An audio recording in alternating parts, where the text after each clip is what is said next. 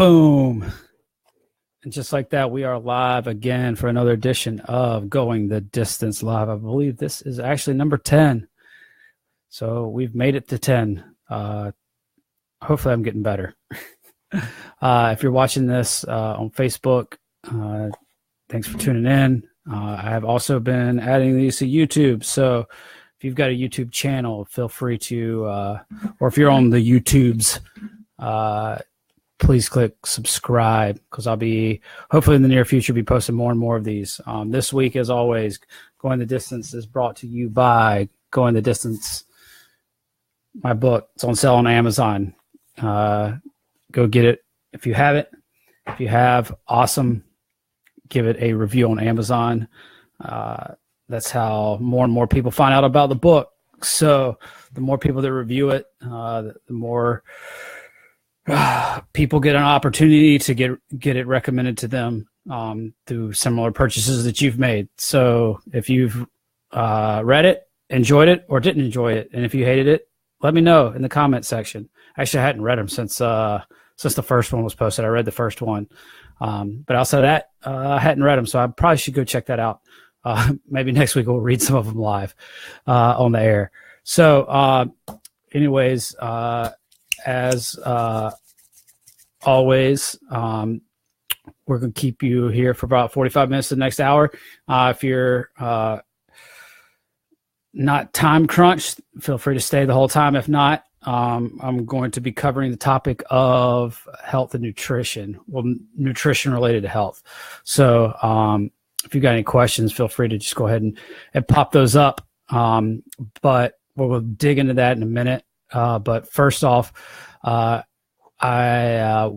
the other, I guess, housekeeping thing, I guess, is I will be returning to racing next Saturday, January 20th. So we're precisely 10 days away from me stepping on the track and racing again. I'm really excited, really nervous. It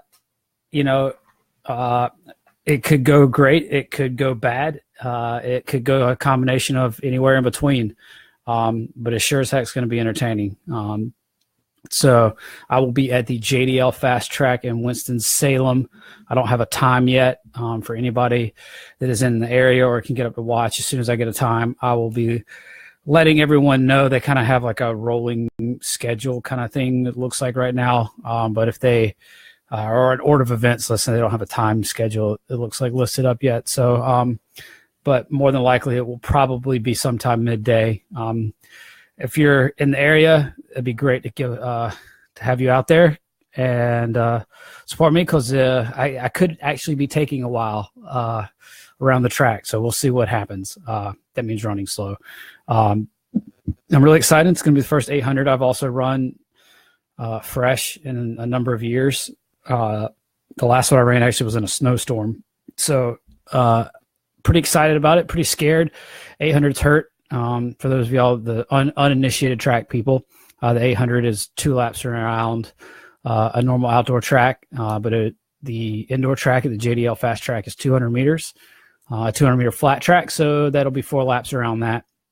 So it's going to be interesting to see, because it's a really short, hard, painful race, and it's going to be it's going to be fun.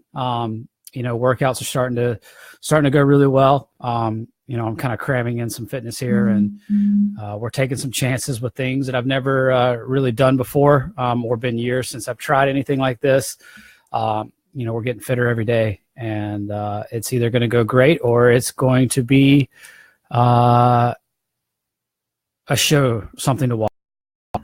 It'll definitely be entertaining. So anyways, this week, it's the time of year that people obviously, we've kind of talked about this the last couple of weeks, or alluded to it, that people make a lot of different changes, either to their diet or to the lifestyle or whatever. And it seems that I've, either through different social medias or interactions with people at the gym or at the track or whatever, people always want to know kind of what I eat, or if I follow some strict diet, or kind of what my recommendations are. So I'm going to go over some of those tonight, and kind of some things that I've worked out, and kind of hopefully point some people in the right direction with things that can help them.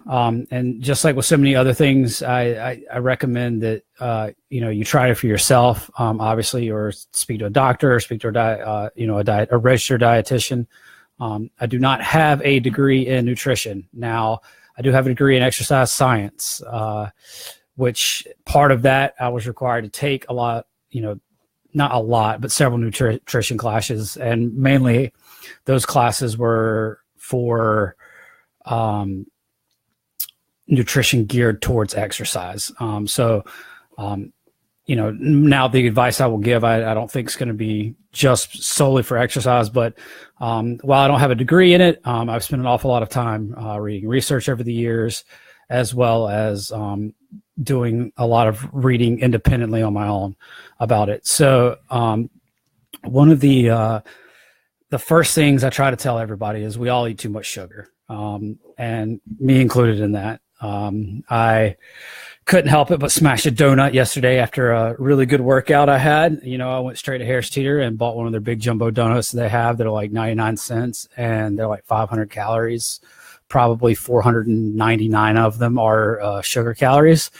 So there's, nothing good about it, but we all do have to treat ourselves from time to time. But cutting out refined sugars is probably the biggest thing that anybody can do to improve their health. And same thing goes for, cutting out sodas, cutting out sweet tea for those people here in the South. If you love some sweet tea, it's simple syrup and a little bit of tea. And it's just not good for you. It spikes your blood glucose levels, really super high. And you combine that with a lot of the other carbohydrates that you're eating, and it's just not good for you. In fact, and this is a bit controversial, but they're finding out more and more the dangers of a sugar diet and the links between sugar and cancer. Beth, congratulations on being pot free for 3 years. I wish I could say I am myself, but I occasionally will enjoy one from time to time. But if you are dead set on being not pot free, but having something, there's like some like alternatives out there. And I don't mean like Diet Coke, which is even worse for you, which is kind of funny and hard to imagine, but aspartame is actually even worse for how your insulin response that your body gives you. So if you're going to drink a soda, at least drink a real one. Don't just drink a Diet Coke. Drink a real one and drink less of it, or whatever. Or there's some great alternatives out there that use things like stevia as a sweetener. Stevia is a plant. And they've shown through some studies, mainly with animals, that you don't get quite the same insulin spike and insulin response from or not quite the same. You don't get a response from them like you would from sugar or any other artificial sweeteners. So I think there's a couple of brands out there that use like Zevia or called like Zevia or something like that. They're a little pricey, which will also cut down on the amount that you drink them. Anyways, if you still feel like you need a soda every now and then or whatever, that's fine. You do have to reward yourself. But anyway, so what I was saying is cutting out refined carbohydrates. The first thing that I tell any of my clients or anybody that asks, you got to quit shopping in the middle of the grocery store. There's really nothing. I don't want to say there's nothing good in there, because there are some good things in there, but there's nothing good in there. You need to be trying to eat as much real food as you possibly can, meaning fruits and vegetables and meat. If you're not a meat eater, that just means fruits and vegetables and plants. So, eating real food, your body knows how to handle that kind of stuff. And if you think that you might have had some issues with like, fruit being too sugary or something like that, like, they're finding a lot now in research that a lot of people's bodies handle stuff different. So it's really actually easy to, I was talking a minute ago about like your body's insulin response. So you can look at fasting glucose levels pretty easily now. You can buy those little blood glucose monitors for like 10 or 15 bucks at CVS or Walmart or whatever. They're really easy to do, especially if you're okay with pricking yourself. So even if you don't have diabetes, those are mainly for people with diabetes, but it's good to see if your body responds to carbohydrates well, because we are finding out through research more and more that certain people's bodies don't handle carbohydrates well. And a lot of that they think might be due to where people's ancestors came from. So what foods were readily available. There's some crazy, they're expensive, and I haven't paid for them, but I've looked at them. There's some crazy software out there now where you can go get like a genetic test and tells you where your families are from. And then you can kind of like talk with a dietitian they have or nutritionist, and they can make recommendations based off of your genetics, which I think is definitely probably the way to go. But if you can't afford that, or that seems too difficult or something like that, the best thing to do is try to put as much color on your plate as possible, and don't be afraid of things like red meat and chicken and all that stuff. It's the stuff that's really on the aisles that really kind of gets you in trouble. Especially like I said earlier, your refined sugars, your refined carbohydrates, all that processed stuff. Anything on the aisle. I get asked often like, oh, how do you avoid sweets? Well, if I don't buy them, I don't eat them. So if they're not in the house, I'm not going to go out right now at like 9 o'clock or 9:30 or 10 o'clock before I go to bed and, eat some Oreos. So if they're not in the house, I won't eat them. And I have to ball on a budget. So if I've kind of reached my budget limit at the grocery store for the week, then it's like buy Oreos or buy, like some bananas or avocados or whatever other food that I need.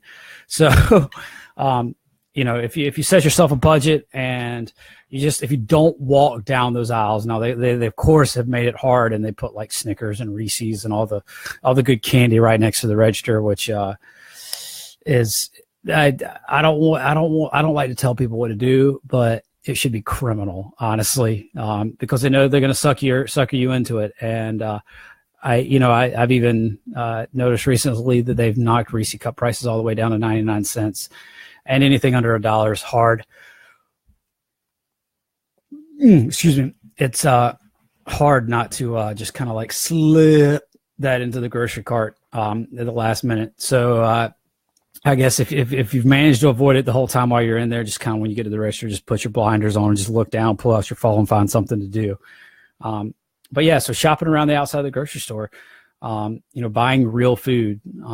And I know a lot of times people also say, well, buying stuff like that's a lot more expensive, which is kind of true, but I can guarantee you if I've been able to do it on my shoestring budget that I have to eat food and live and race, and I have to eat probably about twice the amount of food that a normal human would be, that even just a normal active human. Obviously my activity level being a professional distance runner, I have to eat somewhere in the neighborhood of 4,000 calories roughly. I don't exactly count. I kind of eat to satisfaction. And I've kind of worked out about kind of like what all I need on a given day. But if I can do it, basically eating twice the amount of a normal human, then you can find ways to do it. The best thing to do is sometimes, look at the sale ads and see what grocery store has stuff that you might need on sale. Store brand stuff, frozen fruits. Like I love blueberries, but I cannot afford to eat fresh blueberries at the fresh price, because I could eat one of those little cartons that's like $5 or $6. It's like this big. I could eat one of those every single morning and not blink.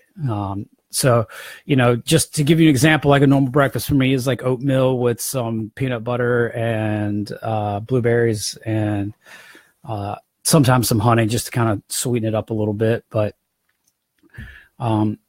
yeah, so that's like, a place where like, it's like, well, I know I like blueberries. Blueberries are great for you. They have a lot of, antioxidants in it that people love. And That's great things for people that have also like, had a lot of chemicals in their body. If you're, a vasculitis patient or a cancer patient or rare disease patient and have had, a lot of different drugs, having things like blueberries can kind of help. So I would, I was like, I always love blueberries, but I can't figure out how I can like afford to get enough that I can eat. And then I found frozen ones, and a bag of frozen ones is like $3 and it's a big bag, and the big bag can last me about a week and a half. So like, it's like, oh, well, now all of a sudden I can afford that. So you just have to kind of find cheap like ways, a lot of store brand stuff like those frozen berries or store brand like Harris Teeter blueberries. I buy like store brand rice, brown rice, or store brand when we do eat pasta, store brand pasta, because you got to ball on a budget. And there's some places where you can cut some corners, and some places where I don't think that it's good to cut corners. Like recently, I've tried to buy, like, when I'm eating meat, I want to eat good meat, and I try to buy, especially red meat, like try to buy like the no hormones, no, the grass-fed beef kind of stuff. And not only do I notice a difference in the taste, but I notice a difference in the way that like my stomach feels afterwards, which is really, really important. Especially for a lot of vasculitis patients and stuff, like, or people that just in general, like if you're getting over the flu or anything like that right now, like you've been given an antibiotic and it's just like more than likely trashed your stomach, whether you know it or not. It's trashed a lot of the good gut bacteria, and that literally affects the way that your body digests food. So,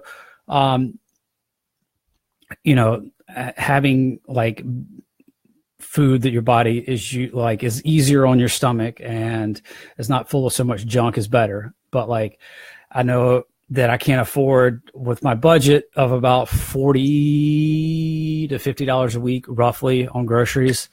I can't really afford to get all of my meat and all of my protein that way. So like, I've kind of worked out that like if I'm gonna buy one of the ones that's like that the ground beef is one that I can afford, because it's only about $1 more than the like steroided up stuff that you buy that has like store brand, and you don't even know where it came from or whatever. But I can't afford to eat like the amount of chicken that I normally eat, like that's grass fed and stuff. Or actually, I don't know what they do with grass-fed chicken. What am I talking? But chicken, free range chickens. That's what I meant. And same thing with the eggs. Like I just can't. Like I eat a lot of eggs too, and I just can't afford to buy the expensive eggs because I eat a lot of them, and we're balling on a budget. So when you're balling on a budget, you kind of got to try to figure out which ones you can buy, which ones you can't buy. I need a lot of fresh fruit and vegetables. So that's stuff you can't kind of skip on, but like you can look around. A lot of times you can find like, oh, maybe this grocery store's got it on sale. Maybe that one's got it on sale. So sometimes it takes being a little creative sometimes. But it's store brand stuff, man. Like, that's really where it's at for me. That's how I've been able to eat a lot more, whole grain stuff. If your body handles, refined carbohydrates well, because like, or carbohydrates in general. Obviously I do a sport that is very demanding on your glycogen stores, on your glycogen system. We need, that's your body's main source of fuel, unless you're on like a ketogenic diet where you're burning fat all the time. Then carbohydrates are your main fuel source. And I exercise a lot. I work out a lot between, running twice a day and gym sessions and stuff. I spend about 3 to 3.5 hours a day, exercising for my sport.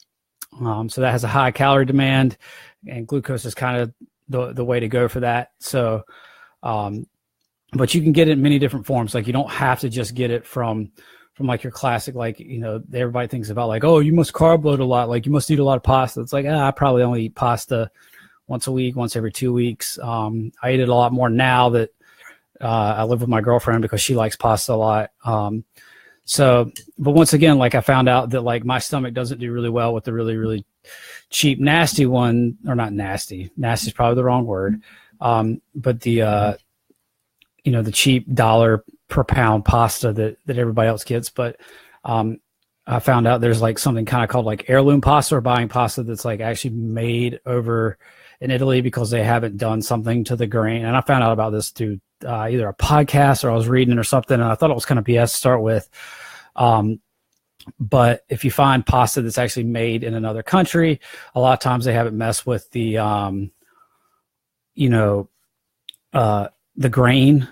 Because we did something, from what I understand, when we were mass producing our grains, it did something to the wheat that changes the way that our body digests the grain, which is why they believe that a lot of people are all of a sudden gluten sensitive in our country. But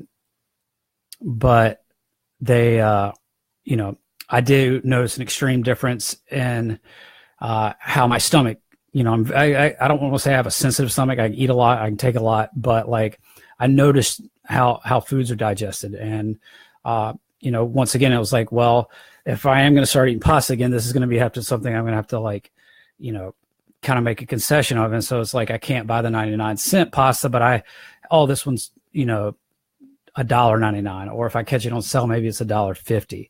Cause they still make, some of the store brands that you can find, stuff.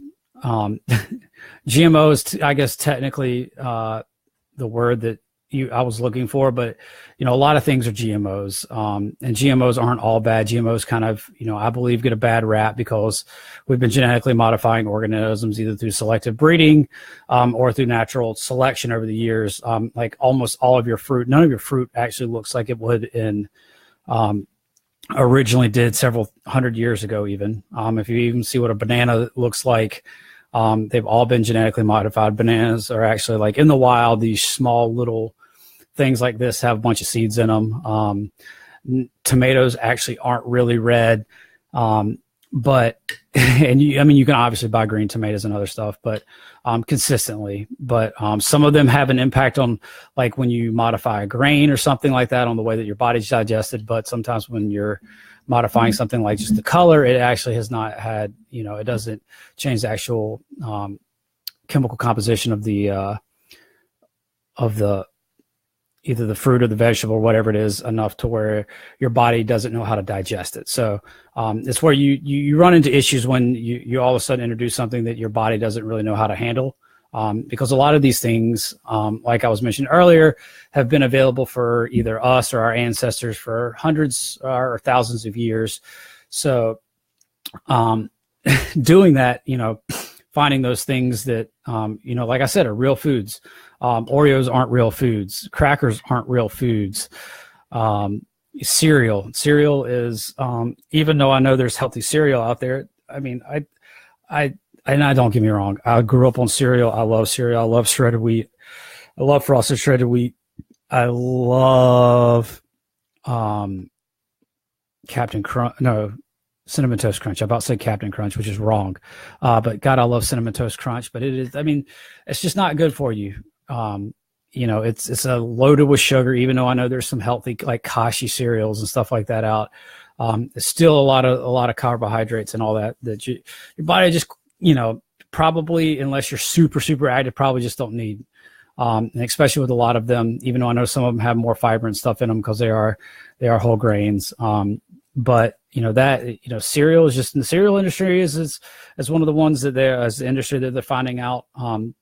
I don't know if anybody saw the New York Times piece a little while back that, the sugar industry is who's responsible for blaming the meat and the fat industry on heart disease problems. When in fact, in reality, it's actually probably sugar, not meat. So that's why we went on this huge low fat, low, cholesterol diet for the last, it was introduced in 1980 or so. And when the health standards came out from the government and they introduced this low fat, this low fat cholesterol free diet. And for some reason, even though people eat all that stuff now, the rate of heart disease is still increasing.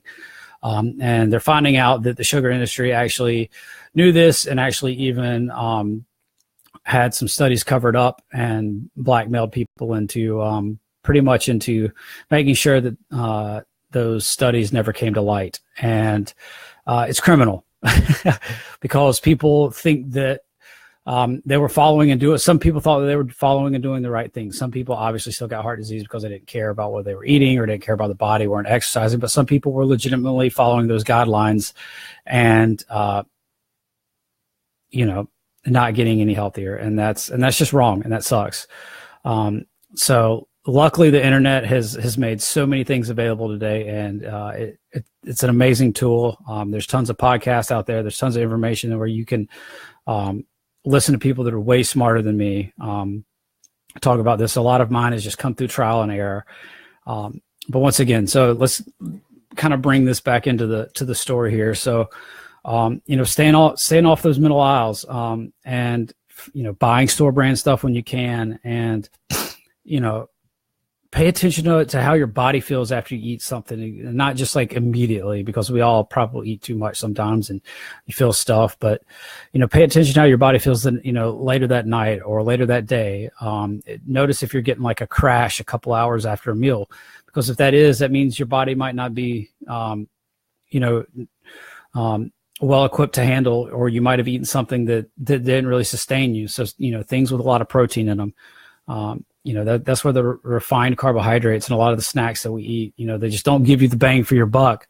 And they're going to kind of help you bonk. So, like things like nuts and stuff like that. Now, although I know nuts are expensive and I can't always afford to buy them, they are something that can give you a lot of energy. Really super energy dense foods is what, and I hate the word superfood, but energy dense foods, things that are going to give you a lot of energy. In fact, the most energy dense food you can actually possibly buy is liver. If you're trying to get the most bang for your buck, I eat calf liver at least once a week. I try to eat it twice a week for my iron levels. It is literally, disgusting. And I definitely don't know how to prepare it. I just, being the good Southern boy I am, I drown it in barbecue sauce and hope that hasn't killed all the good stuff in it. But it's great for, a lot of nutrients. It's just packed full of, things like iron and stuff, which is, as a distance runner, is great. And especially as a vasculitis patient too, that's been on a lot of medication that have harmed my red blood cell values. It's something that I definitely need a lot of. And the only other way to kind of raise those levels, is illegal because it's EPO, and that's not allowed in my sport or any sports that are governed by the World Anti-Doping Association. So since I can't take EPO, then I'm stuck eating things like calf liver. So energy dense foods. I love avocados, and I can't afford to buy the big ones, but the little ones in a little bag, they're pretty affordable, and you can normally get about a week out of them, a week's worth of stuff. Eggs, man. Eggs, everybody's been afraid of eggs because of the cholesterol in them. That was something that happened once again, like late 80s, early 90s. People got afraid of cholesterol. And if you understand anything about the cells, if anybody here took biology, which everybody should have, unless you're a high school dropout, which is fine if you're a high school dropout. I'm not saying anything. You just might not have taken biology. But cholesterol, like lipids, like literally every cell in your body is made of cholesterol. So it's important, and it's important. And they've actually shown through a lot of studies now that like eating a diet high in cholesterol is not what's going to kill you. It's literally sugar. And I don't mean bad sugar. I don't mean good sugar, because like fruits have good sugar, or if it's right after a workout and you need to kind of replace the things that you've the glycogen stores that you've depleted, and, recovery a lot of recoveries based off of how much calories and stuff you can eat, to help kind of kickstart the recovery process. Sugar then is fine. That's why, like, if I'm going to treat myself and eat a donut or something, like I said earlier, like I do it right after my workout. That way, it gets those glycogen stores right back up, and, your body's using that as fuel, as opposed to like, just kind of like letting it float around and then kind of getting a bonk from it and crashing and getting an insulin spike. Whereas like if I eat a donut right after I've worked out, like it is literally just getting thrown in the hot fire, and just getting used right up. So like I said, it's all about time and place, and it's just eating a high sugar diet is especially not, not good if you're sedentary. Now, if you're super active, sugar's not, probably going to be a huge detriment to you, or maybe even a requirement for you, especially like if you're into triathlons and cycling. A lot of these things that take, like, I exercise a bunch as a distance runner, but not as much nearly as like a cyclist or a triathlete or something like that. Like, you got to keep the fire, you got to keep energy burning, or keep energy in your system, because your fire is burning so hot. But I know a lot of people don't like exercise to that degree. In fact, I don't expect people to. So, just staying away from sugars, or if you're eating something with sugar, make sure it's fibery. Like fruits have fiber, which changes the way that's is digested, and the way your body handles it. So it's not like, yes, a piece of fruit could have the same sugar content as like a candy bar or something, but that fruit has fiber in it. That's also why fruit juices are terrible, because fruit juices don't have fiber in them. So really, like, if you're drinking a glass of orange juice, it's just as bad for you as drinking literally a Pepsi. So if you're going to drink an orange juice in the morning, you just might as well just drink a Coke, drink a Pepsi, because it's just as bad for you. Just because it's got vitamin C in it doesn't mean anything. So if you want the vitamin C, eat an orange. Don't drink orange juice. I know it's good, but like, I actually can't tell you the last time I had orange juice. A lot of that is because, like, once again, I found out things that I couldn't, it's like I couldn't afford, like, a lot of this exploration about diet came as I got out of college, and you're no longer eating a meal or two in the cafeteria, and you got to kind of figure out how you can afford and what you can afford. And it's like a lot of the way I used to eat, and a lot of stuff I would eat all the time. Like, I couldn't afford to eat. I can't afford to eat. I couldn't afford to drink the amount of orange juice that I was used to drinking. I couldn't even, like, that. One of the reasons I switched over to oatmeal was originally, before I understood a lot of this, like, and got off cereal, was because, like, I literally could not afford to feed myself in cereal every week. So I realized, like, a tube of oatmeal is like $2, and that will feed me normally for 2 weeks. And that's eating like a cup a cup of uncooked oatmeal every morning. I normally get about 2 weeks out of it or so. So, and once again, that's breakfast for basically, like, pennies, really, because a big, huge tub of oatmeal, store brand oatmeal, I think is $2.25 at Harris Teeter. Throw a little spoonful of peanut butter in it and some blueberries, and I think if you work it out for the meal of it, it's like a meal for basically under $1. And because, like, the bag of blueberries is, like, I guess $3. So, like, yeah, it's literally breakfast for under $1. And it gives you, it's a whole grain, so it's going to stay in there a little longer. It's, the peanut butter is great because it gives you some protein and stuff. I love peanut butter. I literally will eat peanut butter straight out of the jar. Actually, I was doing that earlier today. But it's because my body also craves fat right now, because I'm just burning it up right now. So you find concessions, and it's like, if you're going to eat healthier, you're going to have to give up some stuff. So, that's, the biggest thing is just getting off the sugar and trying to get away from all those refined carbohydrates.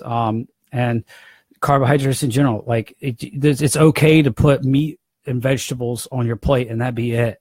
Or meat, potato, and some other vegetables and stuff. Like, you don't always have to have a grain at every meal.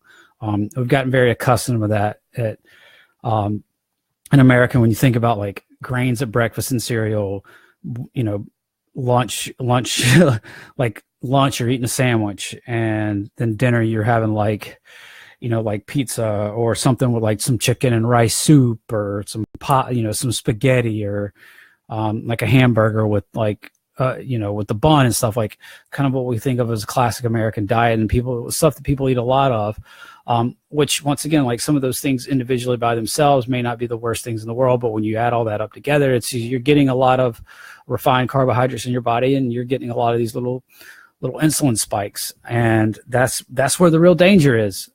Just be cognizant of that. And that's why I said, like, if you get, like, the little cheap blood glucose monitors and stuff, and see how your body's responding to a lot of that stuff. It's, it can be really, really helpful. And you'll be like, well, maybe I shouldn't be eating all this pasta, or maybe I shouldn't be eating all this rice. Maybe I need to stick to potatoes. In fact, one of the things I heard recently, or did I hear this or read this?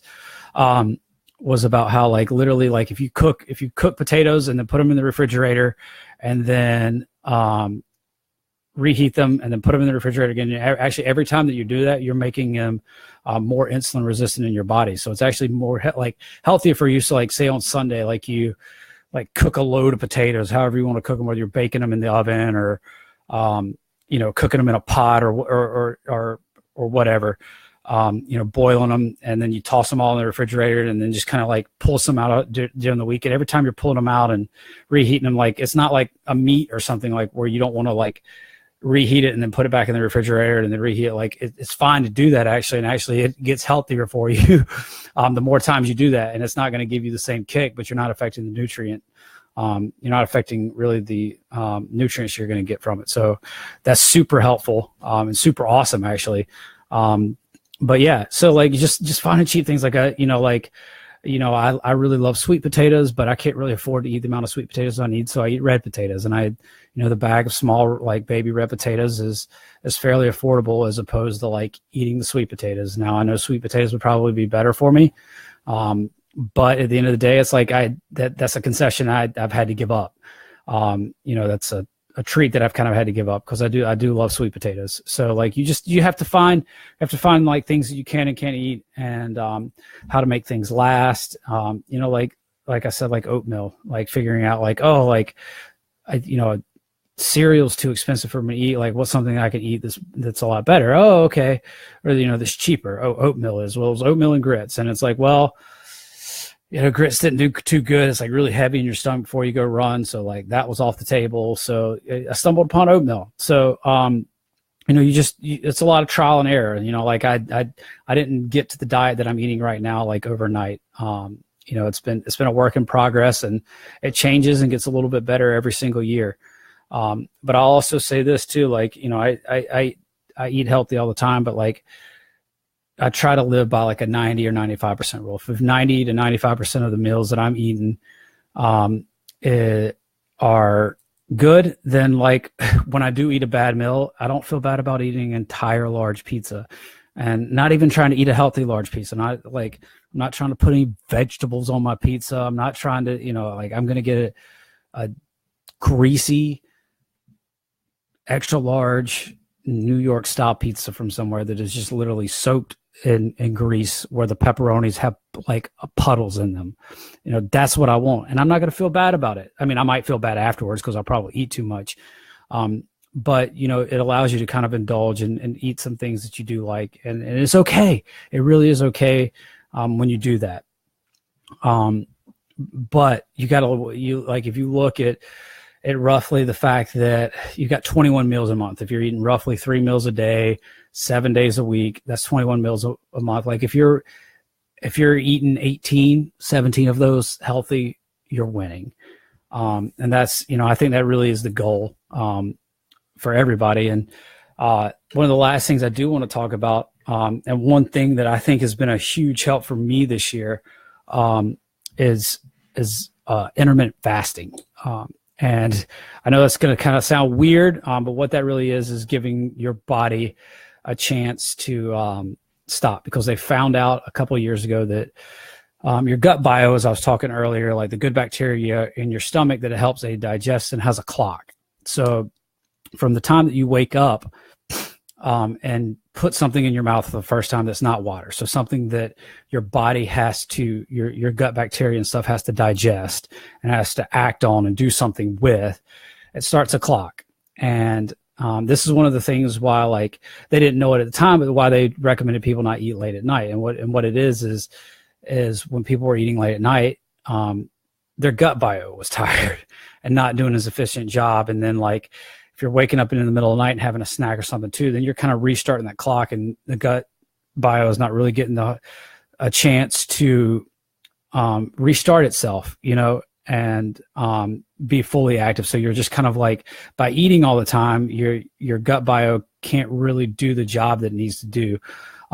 So and I don't always win, but they recommend that you try to eat within a 12-hour window and each day, and then let your gut like calm down and handle what it's got. And I've noticed a huge difference in the way I felt. I started kind of doing this. Actually, I found out about the intermittent fasting stuff about a year ago, and it happened to kind of coincide with when I had a relapse with my autoimmune disease. So it gave me the opportunity to kind of like try some things, because I don't know if I would have necessarily tried it if I was deep into training.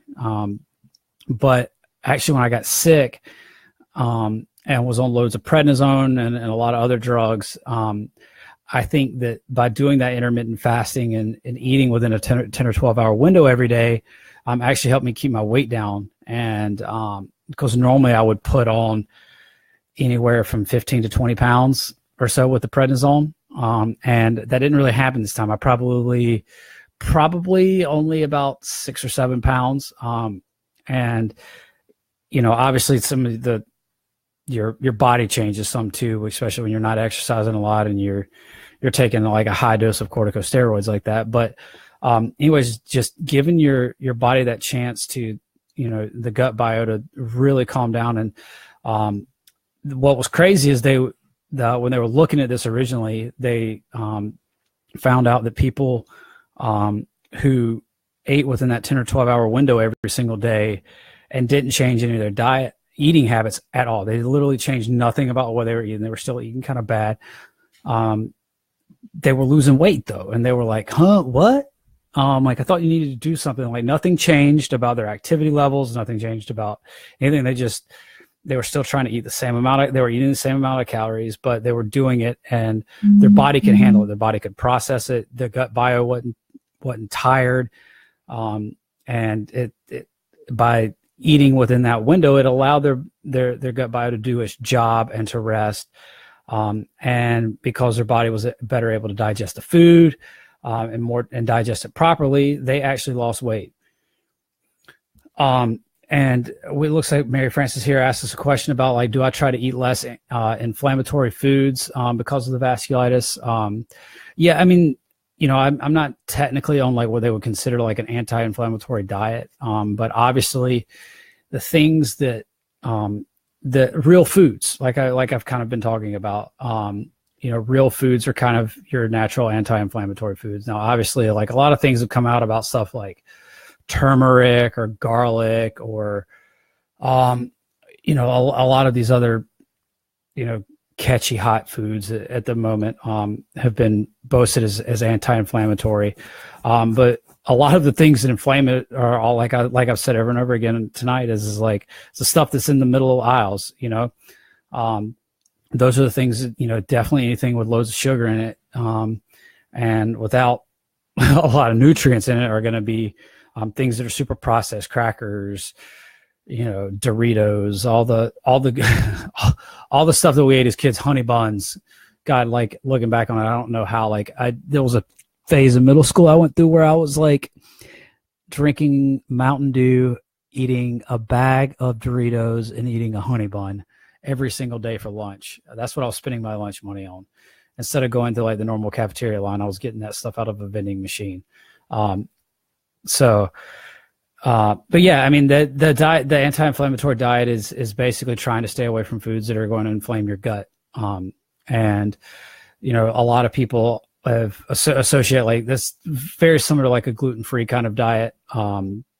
But like I said, like, I found out that some of the pastas kind of don't handle as well in my stomach, and that's probably because of the inflammatory marker, like the inflammatory response that I'm getting in my stomach from those foods. So it's just paying attention to a lot, like, to the way your body's handling stuff, and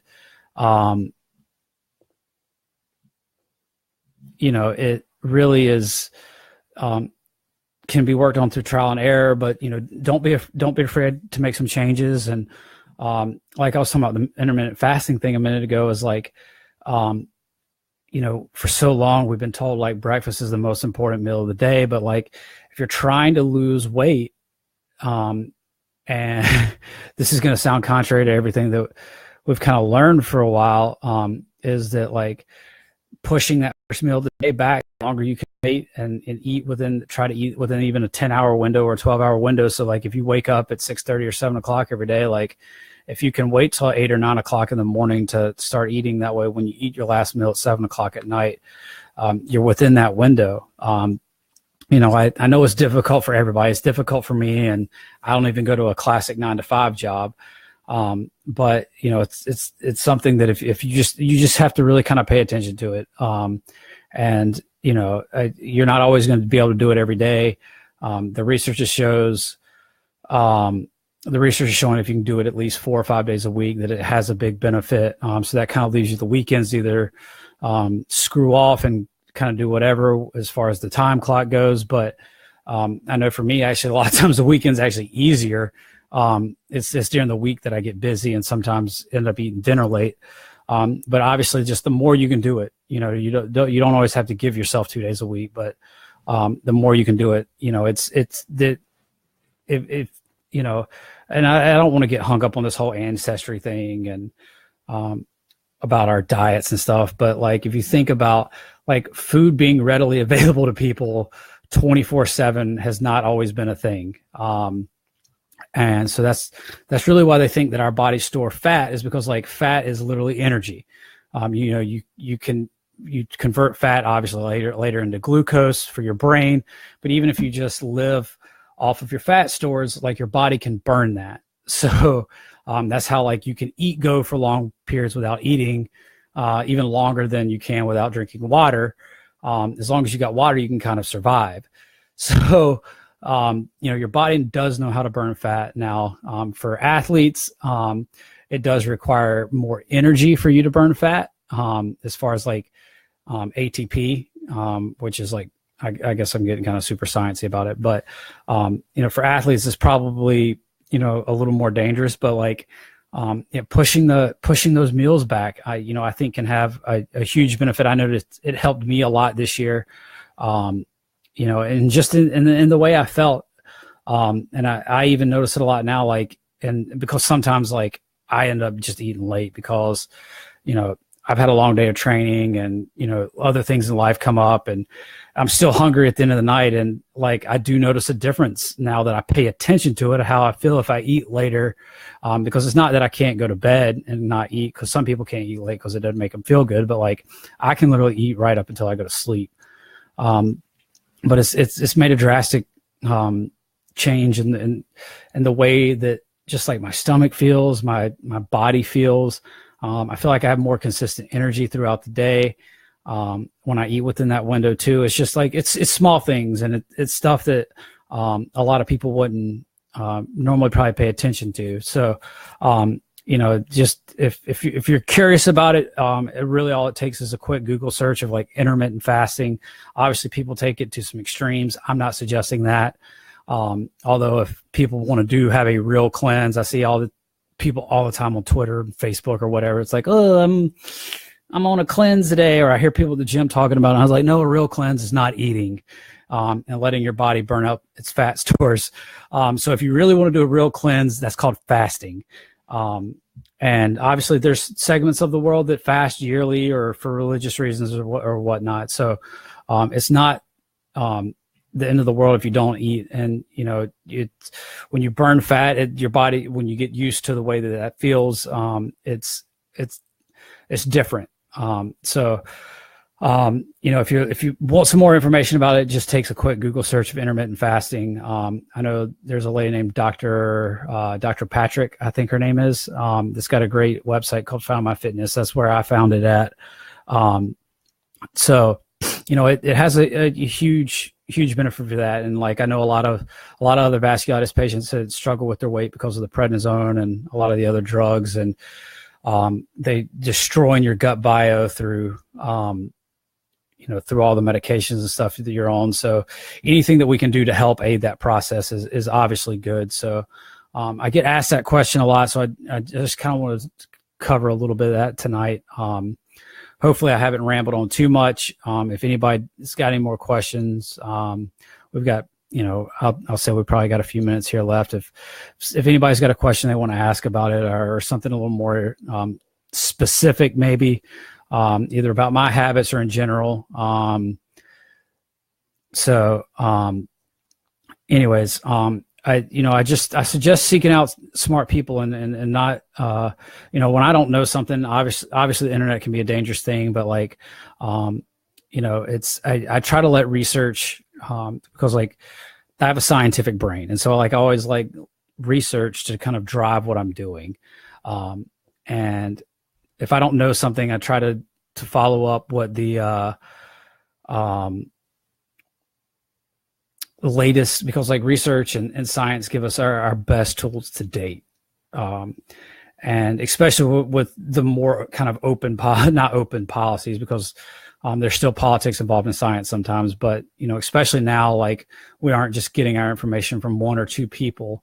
So it's a lot easier for information to get out there, and the correct information and the right information and the up-to-date information in this day and age. And, everything's at your fingertips right now. And it's really a great time to be alive with the knowledge and the stuff that we're learning about the human body. And we're obviously well on the way to some huge discoveries in the medical field that are going to change people's lives. So if you don't know something, don't be afraid to ask. And unfortunately, there's still people, like we've been finding out a lot of this stuff in the last 2 or 3 or 4 years.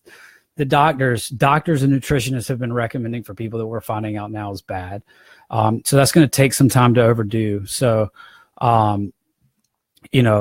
it's, just try to find the most knowledgeable person you can. And if you got any questions, like always feel free to just shoot me something. And if I don't know, I'll shoot you in the right direction, hopefully. Riggs, question about eating and workouts. How long before workouts do you eat full meals, and what do you use for fuel during track meets? So that's kind of a twofold question. I normally, before workouts, if it's in the morning, I now get up because I'm almost 31 years old now. It takes me a while to get moving in the mornings. I literally used to just wake up and I would sleep in my running shorts, wake up, and within minutes be running. I can't do that anymore. So I normally eat in the mornings about an hour and a half before I go run, and that consists of oatmeal and coffee.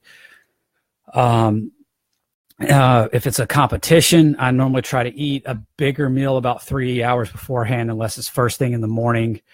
If it's first thing in the morning, which is either a road race or a cross-country race, I do still try to get up 3 hours beforehand. Because once again, research has shown that your body's not fully awake until it's been awake for 3 hours. But if the race is at 7:30 or 8 a.m., I'm probably not going to get up till about 5:30 or 6. So normally about, somewhere in the 2 to 3 hour range. If it's just something easy, like tonight, for example, I had a pool run and a light gym session tonight, but I was literally almost eating right up till I went out the door. Because I was really super hungry from the hard, intense session I had done earlier this morning.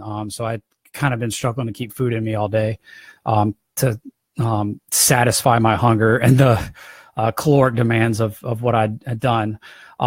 Where stuff gets kind of tricky is a lot of us, I don't have to so much deal with it right now, but when you're doing multiple events.